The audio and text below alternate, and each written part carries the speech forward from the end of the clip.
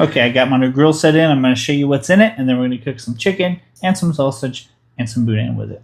So we got a thermometer, some nice tongs. They feel solid. They're not super bendy or anything like that, so you know they're good. We have a spatula. We have a fork, some metal skewers, a nice baster. I like the wood grain look and all this stuff too. And then we have a bunch of corn cob holders, salt and pepper shaker, nice grill cleaner,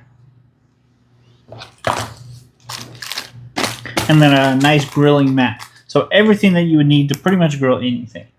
So we will go out there, start the chicken. We're going to be doing it on my pellet smoker, and I'll record some of that later. Got our grill going. We got our cherry pellets. See my tongs, nice and strong, no bending or anything like that, so that's great. So I hate when that happens. So I'm loving the grill set so far. We're going to see you whenever they're done. Alright, well, the grill set worked great. You can see the knife actually pretty sharp. So everything we use tonight worked good.